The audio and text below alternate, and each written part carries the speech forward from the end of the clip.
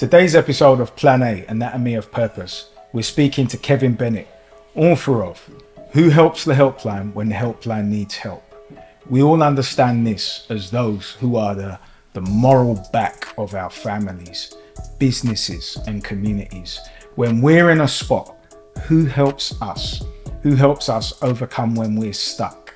This book deals with not only enabling people to get past being stuck, getting past suicidal ideation, but those at senior levels in professions like accounting, in the NHS, the police, the prison service, or any other industry that you could imagine, because this is a reference book and it's a reference book with worksheets. But when those who are at the senior levels in those jobs understand how to enable staff, they become very powerful, and the staff have a much more fluid and cohesive movement through those businesses. So it's my pleasure today to welcome Kevin Bennett to the couch to explore the anatomy of purpose.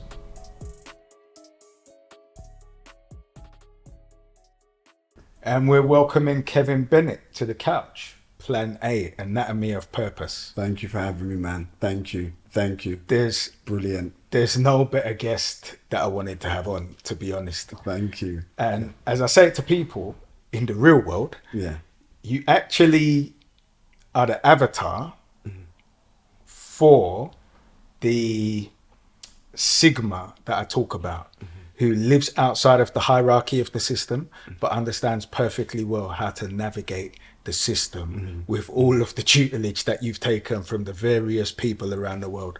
So give us a quick summary of your background, of what took you from that journey from Brixton into where you came to recognize how the world actually is as opposed to how it's presented to us. Sure.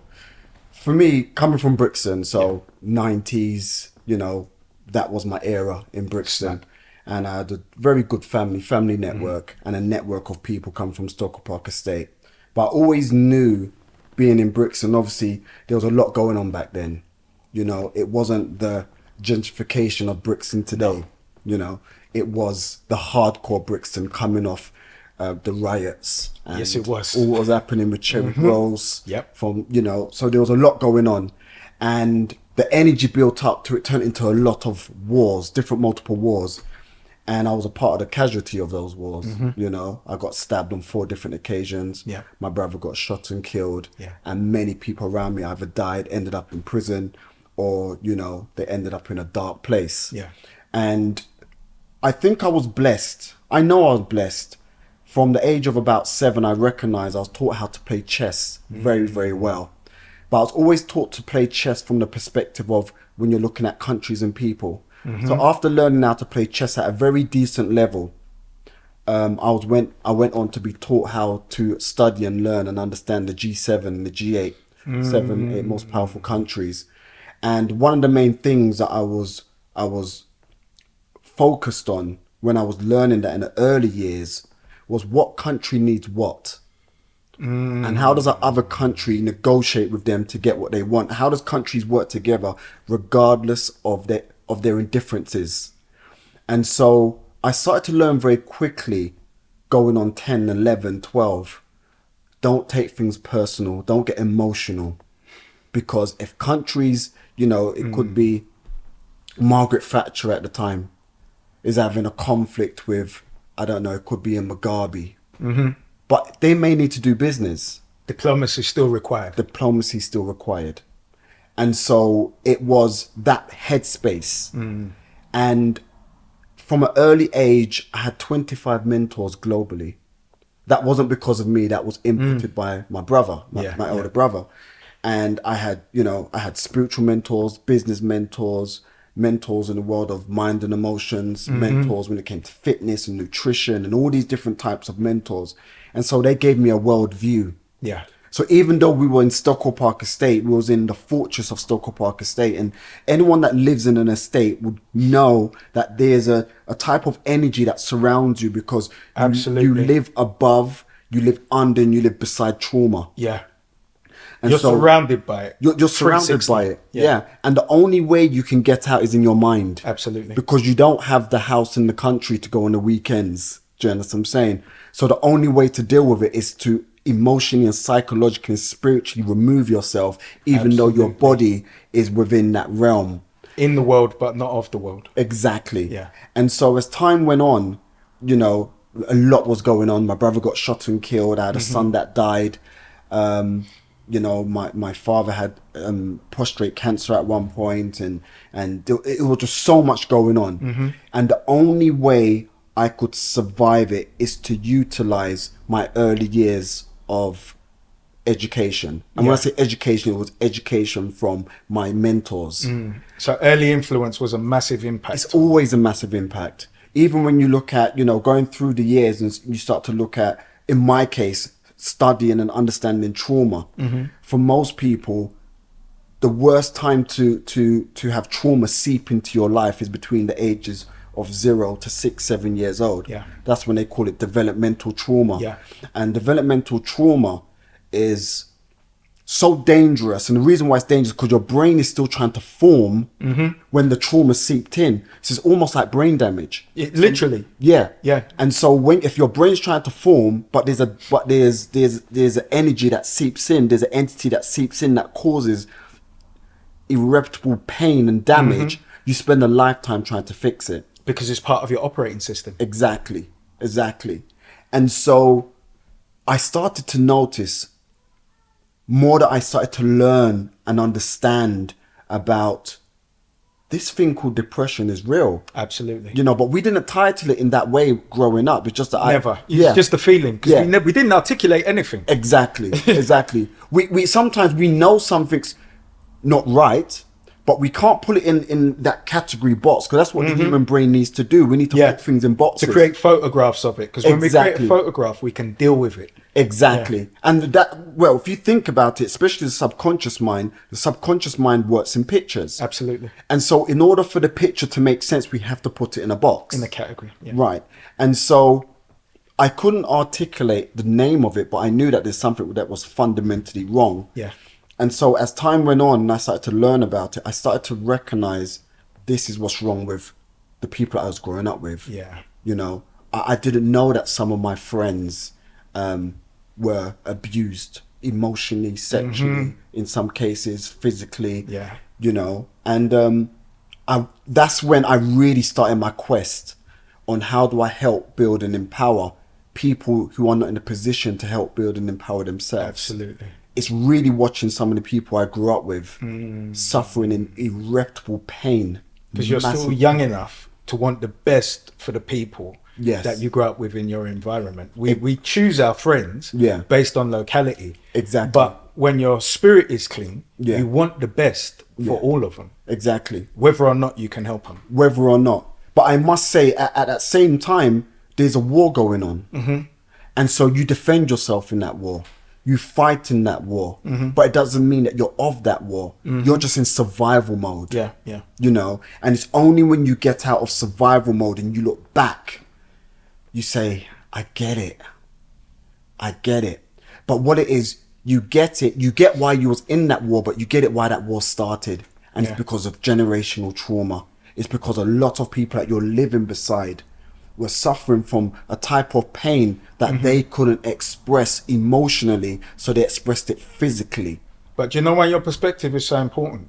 Because it's exactly the same today, but they'll say, yeah, Kevin, it's fine for you because you're educated. And I hear this, you're educated is fine, but you chose to invest in your own development. Well, it's very interesting that you say that, because I've got to really put that, and you're right, let me lay that out very clearly. And how fathers are very important in the household. Essential. So essential. So my mother used to work in Great Ormond Street Hospital. And my father he worked as well. So my mum would do night work. Yeah. And my father would work in the daytime. And then there would be that transitional change. Yeah. And so my mother would be sleeping in the daytime to go to work in the evening. Yeah. And my father would be the educator. So when he would come home, he would educate the children. And I'm like 4 years old, okay? We've got 6 siblings, yeah? And I used to actually remember watching my father educate my brother. And I would sit there and I would admire they bond. And I can remember it like it's clear as day. Yeah. And my father had like he had long fingers. And I used to see him poke my brother anytime he got a word wrong. And he would cry and then get the word right and he would adjust himself, and I saw the growth. When it was my turn for that education, my mother and father divorced. And so what happened was, being around my brothers and sisters, they would say, how do you spell that? And I didn't know. Father. And mother's doing night work. So she's got sleep in the day. And so it transferred from how do you spell that to dunce. Hey, dunce, come here. Hey, dunce, do that. And the problem when you call a child dunce is the child adopted. The child will start to clam up. So I never wanted to read in front of no one. Not one person. Even when I went to school and the teacher said, get up and read, I would prefer turning over a table before I would read out and get a word wrong. So that was a massive pain for me. And just to go to your point about Kevin's educated. So there was no education for a number of years, because all of a sudden your school report becomes bad boy. But it wasn't bad boy because he's bad. It's bad boy because he's sad. Because in prisons, they talk about 3 areas when they look at prisoners: mad, bad, and sad. So normally when someone's acting away, are they mad? Are they bad? Or are they sad? I was sad. I was sad because I wanted to learn. But I didn't want to learn in front of people. And I didn't want to express myself educational wise in front of people. So it took me many years of me learning in silence, getting words wrong or not. And it's funny because there was one thing that used to help me to learn how to read, which was speak and spell. Speak and Texas spell. Instruments. I remember. Speak and spell. But I never wanted to read in front of anyone. So I was in school, I would be disruptive. Because I was sad, not mad, not bad, but sad. And so it's when I got through secondary school, and there's something very interesting what happened in secondary school. So I'm just racing through this just to get people to get an understanding. But you know, number one, it's an intelligent audience. But you don't know how many people you're helping vicariously through what you're saying. Because people are experiencing this. And although people know certain things, what I hear a lot is, we don't have the articulation. So when you put it into words, you actually don't even realize the weight that you're removing from people. Because they can actually put the photographs together, and it's just that. And it may not be for them. It may be for their children. It may impact on how they parent. It may impact on how they mentor. But they take that vicarious journey and that articulation, and you've just made a clear picture of it. And that's all that is required for adoption. Yes, very true. You're right. And that's what it was. It was, it was years of me suffering in silence because, there's 7 fears, and one fear is the fear of criticism alongside other fears. Fear of loss, fear of ill health, fear of death, fear of poverty. But mine was fear of criticism. And so for many years, I would find my own way to learn. I developed a photographic memory for words, but it wasn't the spelling of the words, which you do need to learn how to spell a word and how to pronounce it, and how to understand, because the English language can be very complicated. One word it is complicated. The only reason it's not complicated is because we speak it. But for anybody else, the double use of words is very complicated. Exactly. And so for many years, I had a great photographic memory for words, but I didn't have the understanding of pronunciation. And so I had a pivotal moment, because I always used to dream and fantasize about traveling the world from a young age. I used to watch Tomorrow's World and all these different programs and QED. Exactly. And I wanted to travel, and I remember I used to really pray on it. I would love to travel. And a pivotal moment happened in my life. When I was just leaving primary school, we had a choice of schools to go. And one of the schools was Dick Shepherd. And Dick Shepherd, for anyone who knows, that was located in the Tulse Hill area, South London. Dick Shepherd's school was so bad that they had to close it down. Yeah. And then I think Mr. Lawrence, the teacher, got killed shortly afterwards by a It- student. It was the birth of many rapist and murderer. Yeah, it was really, really bad. And it was a pivotal moment for me because, and this, once again, I'm talking about environment here, the messages, what environments will do. I had a choice and it came out of nowhere. No one knows where this school came from. I had a choice to go to London Nautical School. I know London, yeah. London Nautical School. The great uniforms. Yes. I remember, And it, you know, it was as good as a private school. No, I remember them because I actually lived in Kennington, and we'd go through to New Cross and I'd see them in the morning with their grey uniforms looking like military. Yeah, exactly. Yeah. You know, it was a maritime school. Yeah. And I didn't know. No one knew. My mother didn't know. None of us knew how this school came into the peripheral of our choice of schools to choose. Yeah. And I wanted to go there. I wanted to go to that school because that school was what I dreamed about. It would have allowed me to travel the world. But the environment said, don't go to that school. Friends were saying, people saying, don't go to that school. They look like, But they want you with them. They look like G sailors. Yeah? Yeah. They look like G sailors. Don't go to that school. Yeah? And so I didn't choose it. My spirit was saying, go for it. But my self-conversation, we had at that time, yes, and the influence said, go Dick Shepherd, because the guys were going Dick Shepherd. Yeah.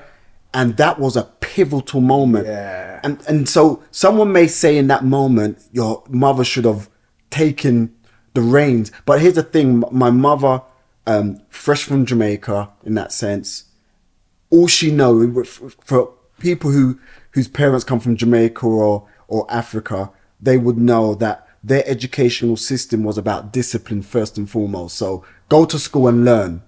Yeah, go to school and learn. Yeah. But we know in England, it's not that simple. There's an added factor. There's many which added is factors. that we aren't English.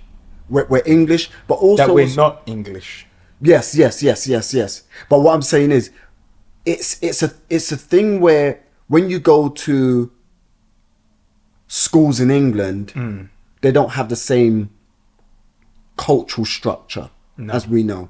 They don't have the same level of discipline. Far from it. They don't have the investment, or they're not invested In us. for us to be in a place of excellence. No. Yeah. So when I went to Dick Shepherd straight away, choosing Dick Shepherd over London Nautical School, such a massive fork in the road, and we get those forks in the road. The first day I walked into Dick Shepherd's school, I remember. So I remember. I like him now. He's a good guy. But he was, I can't remember how the years worked out, but he was a fifth year. Whatever fifth years were, you know, he was equivalent of being 15 years old. And I'm, you know. Year 10. Yeah. And I'm like 11 or so. And as soon as I stepped into the school, within 20 minutes, he grabbed my bag and he tried to swing me around. Coming from Stockwell Park Estate and coming from the brothers that I've grown up around and the people I've grown up around, disrespect me like that. I went into war mode. Yeah. But before I got to that school, I felt like I'm now going to have a fresh chance to now learn. Yeah. To now be educated. To now start fresh from leaving the primary school and the restraints of what I had to navigate through. That other people are putting on you. Yes, because my education wasn't great. Yeah. And now I've stepped into a school where the first day I have to war. Sometimes I wonder, was it a good thing that I won the fight at the age of 11 years old against a 15-year-old? Because every day after that, people want to challenge. People wanted to challenge me. I know this story. People wanted to challenge me. So every day was a fight. Yeah. Now I'm mad. I moved from sad. And you're also classified. Yeah. By the teachers from the head on down. Yes. Because you're seen in the office too many times. Exactly. Yeah. Exactly. So I moved from sad in my early years to now bad. Yeah. But it wasn't because I was a bad child. It was because environment, circumstances. Exactly. So I spent another 4 years fighting till I got moved to Michael Ramsey, and then the reputation spreads. Yep. So all of a sudden, Precedes you. right? And I spent many years. So the only time I managed to be truly educated, I had to leave school, then go back to college. Yeah. Or should I say, I went to college, and that's where I could now be free from the names, the reputation, all of that. Yeah. I only really started to become educated formally in college. Okay. So going back to my point, it's never too late to be educated. It's never too late to make that decision to be educated, because sometimes your environment restricts you from getting to a place of excellence. Absolutely. Excellence is so important. But we don't so much observe excellence. And because we're othered at a very early stage, we have this thing of even othering education. People like them, those are rich people. And then it comes into a resentment. Even when we gain wealth from stupid things, let's say even criminality, we spend it on nonsense because there's still that resentment, and there's still that inner child that wants to be seen. So when you take yourself out of that as you did, and this is really what I'm looking for, that fork in the road, where you went from being intentional about your education and the type of journeys that you wanted to start making, as opposed to what you were placed in. Because our first instance is our environment. The first friends we make are from our environment. This isn't really choice, it's circumstance. It's immigrational location. Absolutely. It's based upon, because if you look certain parts of London, you would see, okay, people from that country will live there, or that region of the world, people from that. So we know straight away, South London, Brixton, Peckham area, it was Caribbean, Afro-Caribbean environment, you know, and it's what's the investment in that area? Who are the leaders in that area? What's their mindset? What's their thought process? It radiates throughout the whole community. It radiates. And there's a leaning towards criminality for whatever reason. Yes. Even now, when we look at certain advocates, there's just a criminal leaning that was an undertone from where we came from. And I say this frequently, it's like it's almost the rites of passage. And even if people don't get fully invested, they're aware and they've dabbled. Sure. And it's like, why do we have to go through that rites of passage as opposed to the intentional rites of passage that are there for us? And they're so spread throughout London that we don't take up the opportunity. It's like the awareness just isn't there. Sure, I agree. Or even just the power to take it into our own hands and say that we're going to place our children in that. Yeah, I agree. I definitely come from a loving, caring, and amazing home. But that's not enough. No, it's not, unfortunately. It's not enough. When you step out of your door, there's a vibrational frequency that radiates throughout that environment. There truly is. Yeah. You feel the traumas through the door, through the walls, your next door neighbors. And the more that you embrace that environment, the more you start to become in and of it and attract more of it. You do. Yeah. You do. You choose your partner, you choose a girlfriend or a boyfriend, whoever, if it's a man, woman, whatever. You choose your partner, and in the moment of choosing a partner, where does your partner live? Who's your partner's brothers and sisters? Who's your partner's mother or father? Yeah. Who's your partner's best friend? And what are the criteria for even choosing them? Well, most of the time, especially if you're talking 90s, it's based upon location. We know what it was. But it was location first and foremost. You know, nowadays you can look on Instagram or whatever, and you can look at someone across the world, send them a message, then you're in this catfish relationship.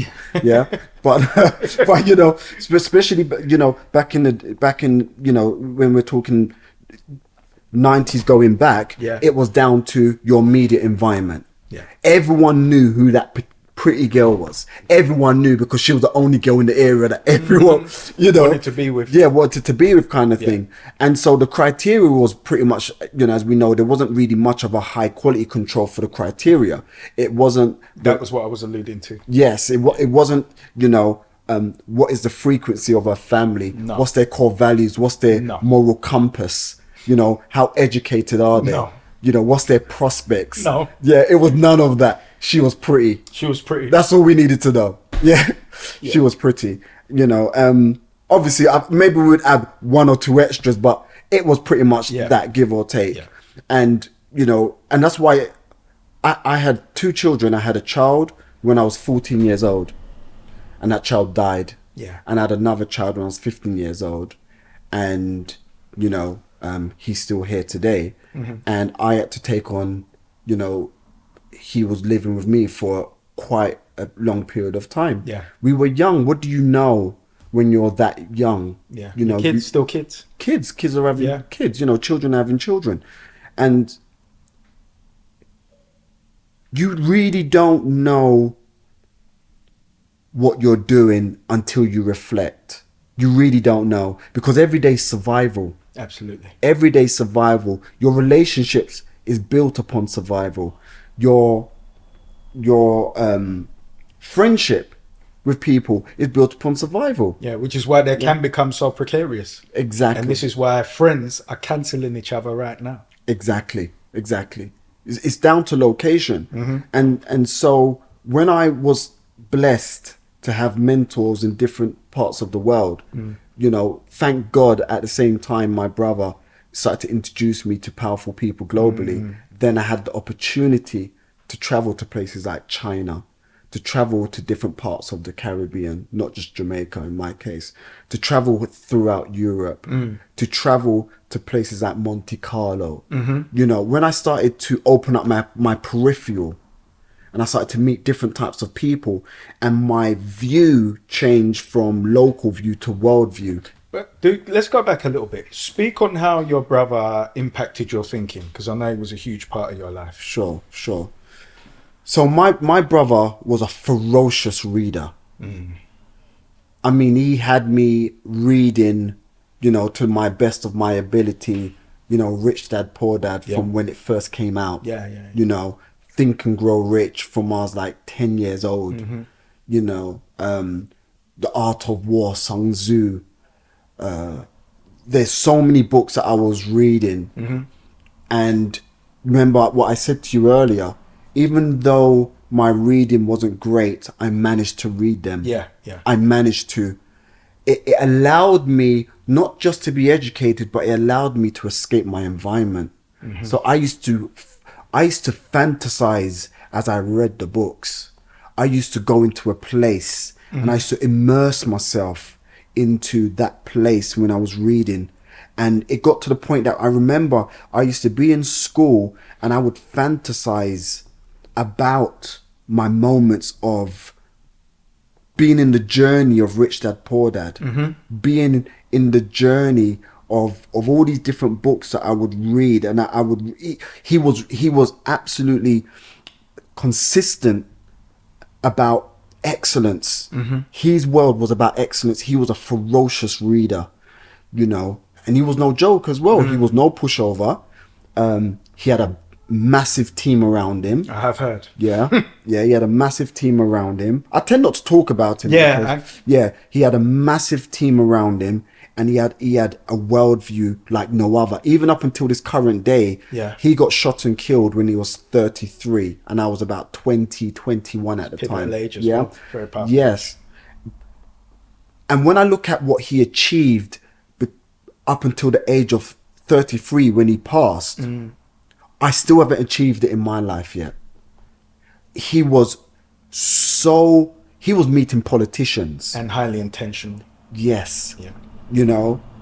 He was around some of the most powerful people around that time, politicians in all different countries. Yeah. Even I remember going to Jamaica, and PNP and Labour Act would phone me to say, come with them because my brother had both relationships talking and doing certain things. So in 1 minute I'll be in the mountains with Bogle, Willie Aga, up in Red Hills, and I'll be with them. Yeah. And then the next minute I'm on the other side, and but then I would leave that country, go to another country, then I'm around politicians. And it was all based upon how powerful my brother was. Up until this current day, I haven't seen much people that could go to Jamaica, be around both sides. Yeah. You know, and then go to this place and go to that place. But you're acclimatizing at the same time to that environment and being Yes. comfortable in those conversations. Yes, exactly. And so I built up my own personal excellence in that place, in those areas, in those environments. So it's either I was around some of the baddest man them, or I was around some of the smartest people.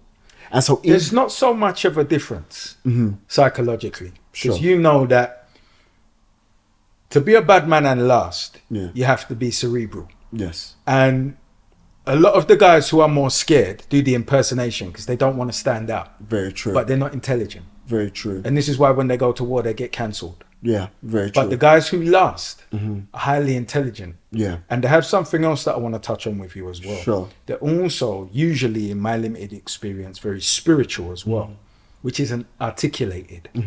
It's like a common secret that those who last have an awareness of what's on the other side of that door. Yes, In yes. terms of their danger level. Yes. So it's very easy for people to comprehend where you took on academically, where you took on intellectually, but speak a little bit about your spiritual journey, because when you talk about your imagination, I know that that is visiting the etheric realm Yes. to bring back and then make into reality here. That's why we Sure. say thoughts become things. Sure. Because you were so emotional about it, it was inevitable that you were going to become the guy Yes. that had that experience at some stage. Very true. Very true. So my spiritual path and my spiritual journey, listen, man, there's a God. Of course. There's a God. And I had a spiritual teacher who taught me things that were so powerful that it became very interesting. I actually talk about it in my book. Yeah. And I had to go to him and I had to ask him for permission. I said, can I talk on this? And he says, he thought on it, he prayed on it, and he says, you can. Yeah. Because I always vowed not to talk on it. Yeah. He taught me some really powerful things. He taught me about the planets. He said, these are the planets, these are the planets' work. And I used to think, what's that got to do with anything? Being young at the time. Yeah. Yeah?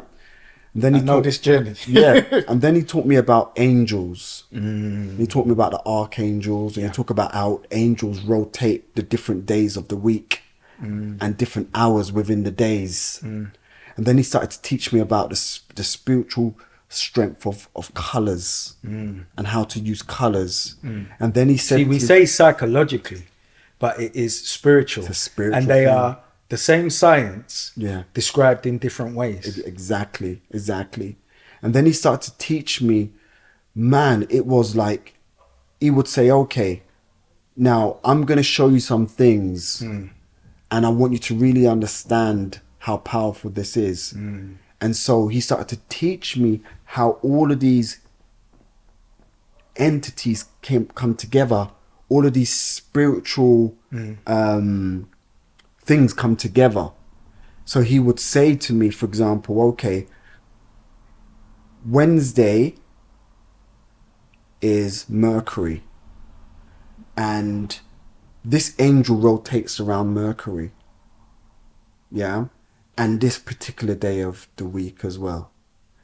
And this, where the moon needs to be at this time, you've got the 4 quarters, there's 28 days in a month. Yeah. And you've got the new moon, know what's happening in the new moon. You've got the first quarter, you've got the last quarter. Do not do certain things in the last quarter. Yeah. Don't go and do business. You've got the full moon. Yeah. Now the moon is at the strongest point where it's radiating energy.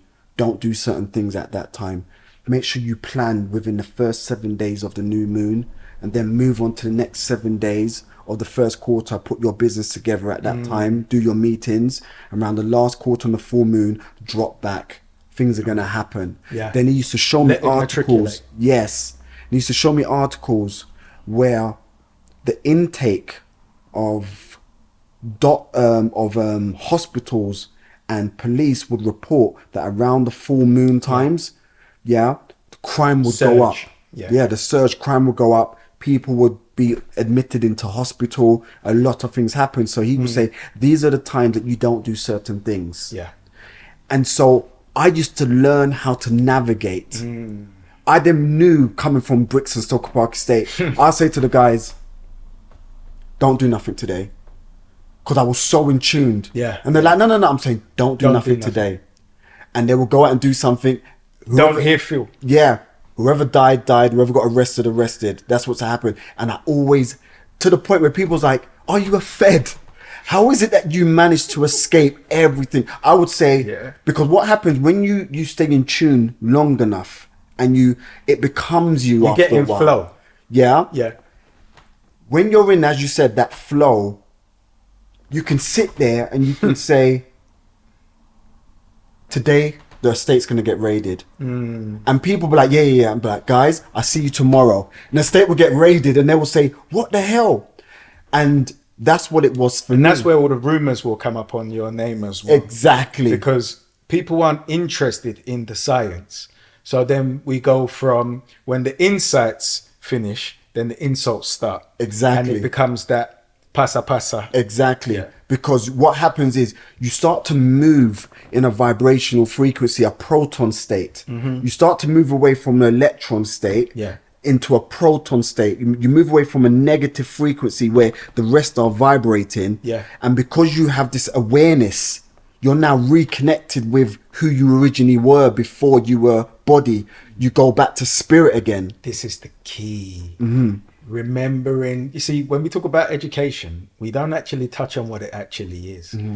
Because I frequently say, which my spiritual teacher said to me, there's nothing wrong with you. There's something wrong with your story.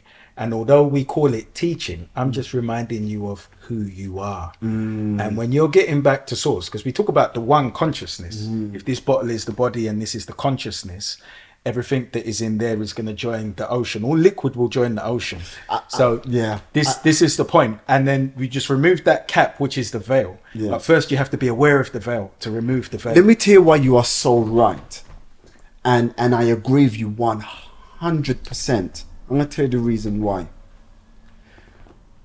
The thermostat, the temperature gauge is the one. It's the one. That's the one. And the positive is the separation. And the negative is the separation. Yeah?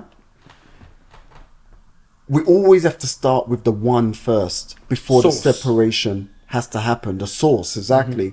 We always starts with the one. And when we get back to the place of the one, then you can see all. And that's why there's a saying, and the saying says, eyes can see the world, but the eyes can't see itself. Yeah? Scales can weigh everything, but it can't weigh itself. A knife can cut everything, but it can't cut itself. So when you can go so far back that you can't do anything else but to look outwards, that's when you can now observe the world and people for what they really are. And what you become really the objective observer. Exactly. And that's where you can start to leave some of the emotional reaction. You've got it. Yeah. You've got it. And so that's what it was for me. I went so back into self that all I can do is see outwards. There's nothing else behind me. My back is against the wall in a good way. Yeah. And all I'm doing is observing all what's happening outwardly. So if someone, for example, is criticizing me, I don't take it personal because nothing's behind me for me to look backwards, for me to look at what am I and who am I, why that person's saying something. All I can see is what is happening from their negative, emotional, vibrational view and perspective. And you get to the point where you can just say, I don't have any monkey in that circus. Exactly. Not my circus, not my monkey, you know. And when you start to understand the world as well, you start looking at the 8 billion people on the planet, the 1.4 billion people in China, the 1.3 billion people in India, the 1.3 billion people in Africa, the 370 million people in America, the 69 million people in England. And then you start looking at the 100 people who's talking about you, you're like, Pales what, into insignificance. in accordance to 8 billion people, I've got time to focus on you? And we understand the science that where your focus goes, your energy flows. Human monkey chatter. Right.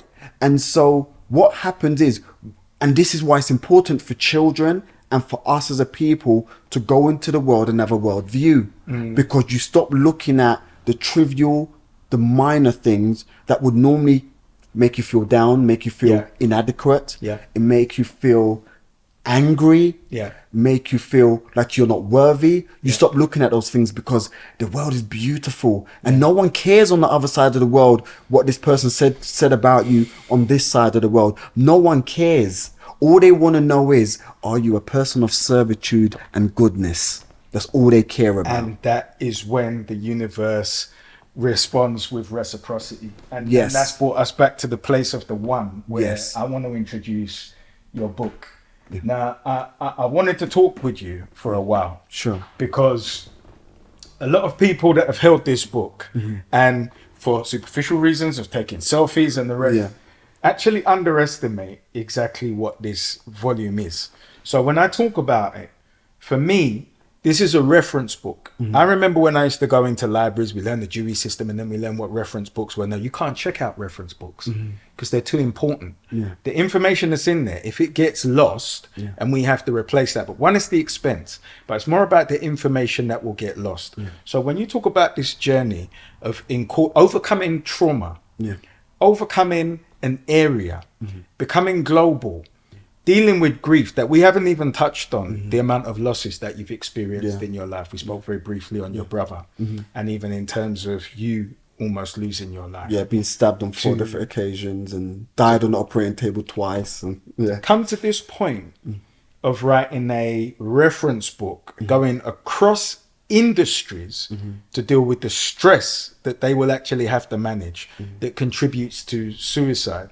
So what I'd like you to do is just speak about the states of of mankind in general. And obviously we'll have the details of the book in the description, and the shopping as well. I recommend you pick up a copy. And what I do recommend is anybody who is senior in the NHS, in the Metropolitan Police, in the prison service, where you have high levels of suicide, purchase this book, but make it a staple for any of your staff to actually understand, because this is a reference book that goes across every single industry, the specific stresses that they deal with, and solutions to actually prevent them reaching those stages. So I don't want to waffle too much as a layperson. No, thank you. No, when you've I've got it spot on. Right here, no, you got it spot on. I appreciate that. I think it's amazing. What I started to discover, and I wanted to really put it into layman terms, for someone who don't need to go to university for 5-6 years to just understand what a page means in the book. So I wanted to really simplify it as much as possible, and I believe, you know, it's done. It's gone through its enough criteria for it to be simple, that anyone from a 6-year-old to a 60-year-old can read it and still have the same level of understanding. And what the book is about, as it says on the title, who helps the helpline when the helpline needs help? Who's helping the people that are helping people? What I discovered on my travels, talking to different people, is that different occupations are vibrating in different frequencies. So you've got occupations that vibrate in the frequency of stress. School teachers, social workers, etc. And then you've got occupations that vibrate in the frequency of depression. Then you've got occupations that vibrate in the frequency of suicide. Because what I started to see over and over again is, why were surgeons and doctors and dentists and farmers and anaesthetists, why are these people committing suicide at rates that's way beyond what they even want to talk about on the news or in magazines or papers? Why? Why is it? Because if you're a doctor, you're successful, right? In societal terms. Exactly. And That's not the case for most doctors. They're committing suicide or have suicidal ideation at such a high rate that the money and the title, the DRs and the letters and numbers before and after their names actually don't mean a thing, because they're suffering in massive silence. Like, and when I say silence, I mean there's cases where surgeons won't even tell anyone that they're going through depression. And speak about why they can't. Yeah, sure. So the reason why most surgeons and doctors can't share why they're going through what they're going through is solely because they can lose their license. Who wants to have a broken surgeon operating, doing brain surgery? So what was happening is, when doctors and surgeons were sharing in certain parts of the world what they're going through, they would lose their license. Absolutely. On the next review. And that would then spread like wildfire. And so all of a sudden, when doctors were suffering, when surgeons were suffering, they weren't sharing what they were going through. And so it got to the point where they're committing suicide, because we are creatures of nature. We need to share, we need to bond, we need to talk, we need to hug, we need to express. And we removed that when we replace it with this term, science. Exactly. Which is less than 100 years old. Yeah, exactly. And so when we're living, especially in Western environment, we're not designed the way that they've designed their system. Yeah. And so most people are suffering now to the point of committing suicide, because there's not a proper route, a proper route, or a proper method that allows them to truly express themselves, you know? And so the book looks at that as well. The book firstly looks at why and how people are suffering. So it's not just about professionals. It actually looks at the everyday person. Yeah, the fact that we all vibrate in frequencies, a proton state, electron state, a neutron state, that we all vibrate in frequencies. And based upon the vibrational frequency we're in, is based upon what's going to happen within our environments. Yeah, and based upon what's going to happen with our luck. Yeah, or the lack of our luck. And then the second part of it boils down to as well is it starts to look at how to get to a place of excellence, because the book ain't just about, you know, the doom and gloom of prevention. Yeah, the book also looks at excellence, and it has worksheets in it to move you from a place of depression, which is there's 7 types of depression it talks about, and it moves you to a place of excellence. So I started to discover that the most successful people I encountered, researched historically and currently, they all had 18 parts of their life that they had in place. Yeah. And so the 5 that I'll talk about immediately was first and foremost their belief system. Yeah. Your belief system is everything. What do you believe, that you're short or tall, fat or thin, black or white? What's your belief system? Yeah. And when you have a solid belief system, it leads on to stage 2, which is your self-conversation. Absolutely. Yeah. So your self-conversation comes from your belief system. Your most beneficial or your most dangerous. Exactly. Yeah. Right. And then from your self-conversation, it leads on to your actions. Yeah. So if you take negative action because it came from a negative belief, a negative self-conversation, which then came from a negative belief system, or the other way around, positive, which then leads on to the 4th stage. Stage 4 is your results. Because every result comes from an action. Even a bad result comes from an action. It all comes from an action. And there is a source long before the action. Exactly. And then stage 5 is your knowledge, your knowing. You can't have knowledge. When you talk about that wise man or that wise woman, they had to have gone through the stages for them to have wisdom. Yeah. And so when we have wisdom, good or bad, it's because we've had experiences. And so the experience is the belief, the self-conversation, the action, the results, the knowing I'm great. And it shows in what is accomplished. Exactly. So that's the 5 stages that you need to have in place first. And then that's when what I call the life board starts to manifest itself. So some of the areas of the life board that I noticed that these people had in common that was successful that we were missing is they would have their feelings and emotions in check. 1. Emotional literacy. Yes, exactly. Emotional intelligence, all of that. Stage 2, their spirituality.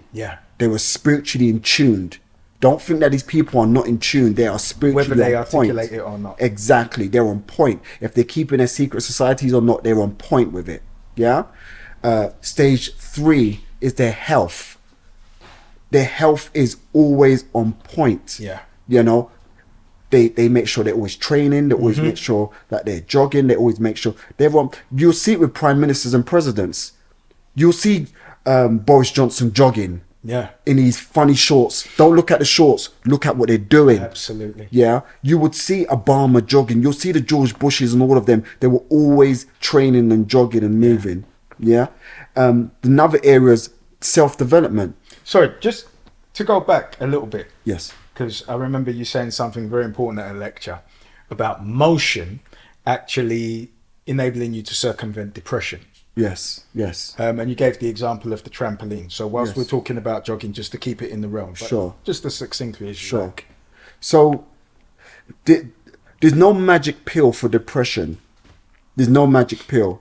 But the closest to a magic pill for depression is brisk walking. 100 steps per minute can actually really be a catalyst for defeating depression. What starts in motion stays in motion. So when you get up in the morning, I have a trampoline Yeah. that I would get up and I'll jump on that trampoline and it raises my energy. Yeah. It raises my vibration. I feel more positive. And it's not just a me thing, it's a scientific fact that when you energize yourself, it moves you from a low vibrational frequency to a higher vibrational frequency. Just by just doing that. Just get a meter wide trampoline and jump on that trampoline for 30 Such seconds. a nominal investment. Yeah, it's in self. it's one of the best investments you can ever have. Right? Jump on that trampoline for 30 seconds and you feel better. Those who feel better do better. Absolutely. And so as soon as you start to feel better, it becomes a catalyst for you doing better things. And so what happens, you have to then make sure that if you have your 24 hours in a day and you may be going through depression, you have to consciously put each hour something in place to keep you on a higher vibrational frequency. Yeah. So maybe 1 hour, it could be you pray. You pray to God, you pray to whoever, you meditate. The next hour, you go for a brisk walk. The next hour, you listen to a nice, good audio book. The next hour, you listen to an uplifting song. The next hour, but each time, as soon as you're about to dip, you keep yourself up the growth. until it becomes natural for you. And a routine. It becomes you a have routine. to apply it to routine for it Exactly. to become a cohesive, consistent part of your life. They say 90% of what we think about today is what we was thinking about yesterday. So what we need to keep doing over and over again is making sure that we consciously do and think about things until it becomes natural. And so the reason why many of us are depressed is because we made one of the entities seep into our world and we made it live there too long. Yeah. Until it became a part of a routine. I'm not good enough. Yeah. I'm not smart enough. I'm not worthy. I would never be successful. I would never be loved. I would never have money. I'm not capable. They were Self-defeating entities. narrative. Yeah. They were entities that seeped into your world and they lived there too long because it pops in for all of us. And we have to understand that we are vehicles for them. Yes. And part of what you said about when you draw yourself back to the one, Yes. being in the center and you've got a plus 10 and a negative 10, Yes. is that you recognize your own voice, which makes it easier to recognize the entity's voice. Exactly. And I'll frequently say this thing: if I have that darkness that I know I have, and I think I'm going to come into conflict with someone, where it could be physical or in any other way, I'll start to count £1,000, £2,000, £3,000, £4,000, and I just start to see that dark voice that's already started planning things Yeah. that I don't necessarily want to take part in. Yeah. And the further away I get, it goes away. Yeah. I don't have any monkey in that circus. Yeah, exactly. And that's what it is. We have to make sure. See, here's the thing. Love is a consciousness. You have two types of love. You have the full capital letters love. Yeah. And the full capital letters love is who we are. We are the consciousness of our creator. And then you got relationship love. That's small capital letters. Absolutely. And the reason why most people cannot love in a relationship is because they don't have the consciousness of love. They're not exercising it. Yeah. And what people don't know, well, for many people, which I wish I could just spread this to everyone, and they utilize it, is the opposite of love is not hate. The opposite of love is fear. And love is an open consciousness. Fear is a closed entity. It's entities that come into your life. And when that entity comes into your life and the entity starts to live there, that's why in the early years, remember, your dance. That was an entity that came into my life. I don't think my brothers done it on purpose to hurt me. It was just a part of their banter. But that banter's dangerous. It's very dangerous. And because it inverts the nature of love. It corrects anything that inverts nature is what evil literally is. It corrects your belief system. Yeah. Because if it's said enough, it becomes your reality. As a man thinketh, so shall he become. Yeah. You know?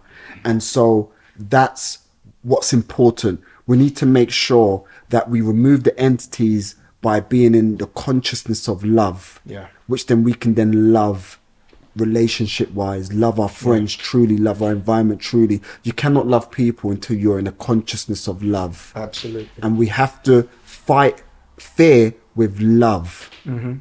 I never used to understand it at a young age. You talk about when people say, I forgive him. They just sound like big terms. Yeah, it's like, what do you mean you forgive him? Do you know what he just done to you? What do you mean you forgive him? But no, what you are truly forgiving, what you are forgiving more than anything else, is you are forgiving yourself, your energy. You're allowing your energy to breathe. Because when you're in the consciousness, or when you're going through the entity, of fear, and what derives from fear? Anger, doubt, worry, pessimism, jealousy, rage, depression, hopelessness. That's the entities of fear. And if you want to remove yourself from the entities of fear, you must be in a consciousness of love. Yeah. So I could do this with you for 4 or 5 hours, but I know my producer is looking at me. And he's saying we've now created a new format for the Anatomy of Purpose. So I want to thank you for coming on and sharing your wisdoms. I cannot overestimate enough for those in senior positions to make this a part of your industry, whether you're in policing, education, the NHS. We could go across industries. It won't only save lives, but it will also help you with the journeys of staff in retention and all those other areas. So even in recruitment, this is a very powerful book, just to understand the base of psychology. Because I always say, the highest intelligence is very base. It's not lofty. It's not convoluted. It's very base. So when you can have such academia packed into layman's terms, we're blessed. So there's a link for the sale of the book in the description. Thank you for watching Plan A, Anatomy of Purpose with Kevin Bennett. Thank you.